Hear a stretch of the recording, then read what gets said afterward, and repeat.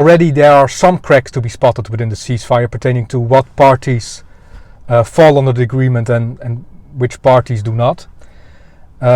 Especially when it comes down to Israel's ongoing campaign against Hezbollah. There are sources that claim Hezbollah was part of the agreement. There are sources who claim that they weren't.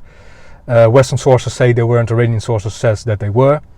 As of this particular moment in time, Israel is continuing with its ground operation inside Lebanon and has said that it will not halt its operations within the south of Lebanon due to the persistent threat that Hezbollah still poses to them. And we have to understand that Israel is facing a different threat landscape than the United States of America does.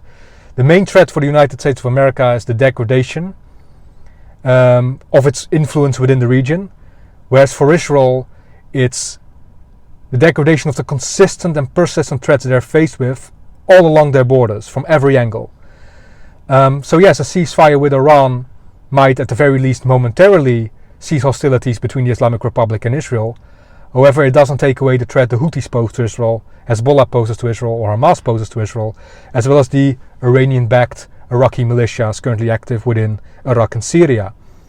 They have every reason to continue the ground offensive in Lebanon, especially given the fact that the Lebanese armed forces has so far failed to adhere to UN Resolution 1701 for the quadrillion times since UN Resolution 1701 first was put into place. Because the harsh reality is this: the Lebanese armed forces and the Lebanese government simply do not have the capacity to challenge Hezbollah directly. Hezbollah has been the most prominent party within Lebanon for decades on end now.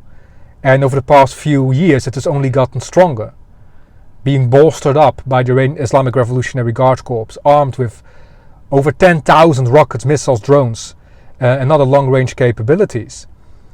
At the same time, Hezbollah holds a lot of sway within southern Lebanon's societies and communities, pretty much enjoying a full monopoly south of the Litani River, which is why UN resolutions and agreements persistently called for Hezbollah's withdrawal south of the Litani River.